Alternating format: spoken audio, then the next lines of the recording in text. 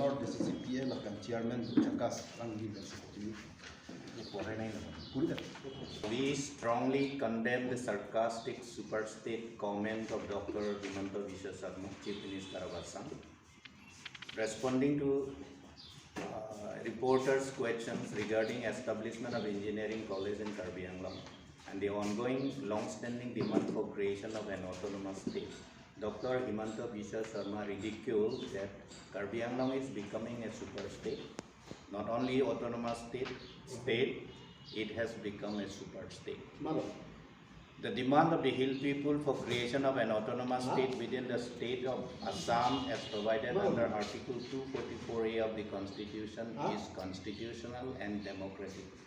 And the demand is a long-standing one, as it dates back to the 1960s. Many have sacrificed their lives for the cause of autonomous statehood. This super state comment of Chief Minister Dr. Himanta Biswa Sarma therefore is an insult to those who have sacrificed their lives. It is inconsiderate to make fun of the long-standing constitutional and democratic demand of the hill tribes proper of this particular hill areas of the state. Dr. Sarma was in Karbi Anglong to attend the closing ceremony of the 48th Karbi Youth Festival as chief guest, and the hill people have never expected such insensitive comment from the Chief Minister of the state. If Dr. Sarma has the sincerity to elevate Karbi Anglong to an autonomous state, he should have taken the initiative to move the government of India to implement Article 244A of the Constitution instead of making fun of the demand. And what are more humiliating and infuriating is that the elected representatives of the hill people standing around the Chief Minister while addressing the press could only grin and bear their submissiveness.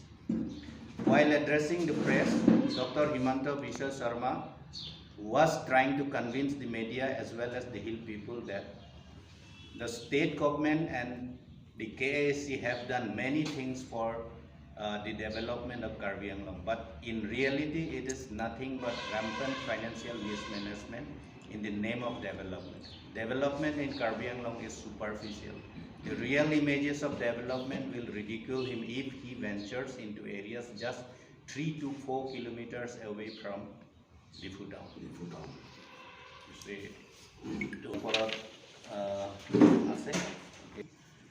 এটা হৈছে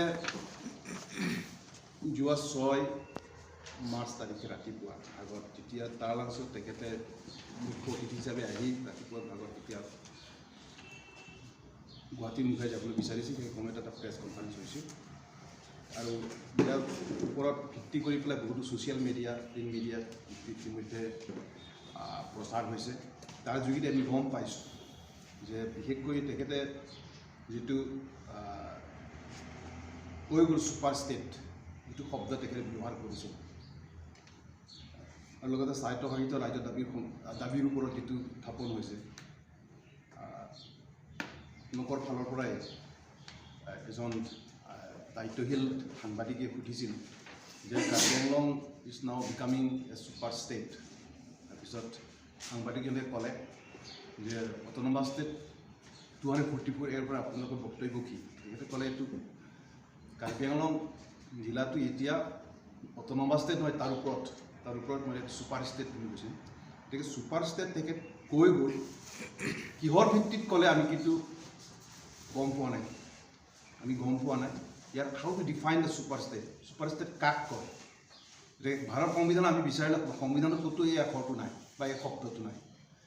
গতিকে আমি দেখিছোঁ ইয়াৰ সলনি super ষ্টেটটো বাদ দিয়ক। Super state মানে আমি যিটো বুজিছোঁ চব ছুপাৰ মাৰ্কেট হৈ গৈছে। ইয়াত খোলাখুলিভাৱে বিভিন্ন যিটো প্ৰশাসনীয় যি ব্যৱস্থা সেই ব্যৱস্থাতে বহুতো কাৰাপশ্যন হৈছে, বিভিন্ন এইবিলাক হৈছে। গতিকে এতিয়ালৈকে যিটো ফিনান্সিয়েল মিছমেনেজমেণ্ট হৈছে এইবিলাকে আমি গম পাওঁ। ইয়াৰ উপৰিও আমি খুব দুখ পাইছোঁ যে আমি বিগত আমাৰ আন্দোলনটো ইতিমধ্যে 35-36 বছৰ হ'ল, ইয়াৰ মাজতে বহুত শ্বহীদ হ'ল। ইয়াৰ উপৰিও যোৱাটো শতিকাৰ যিটো 60 দশকৰ পৰা ইয়াত আন্দোলন চলি আহিছে।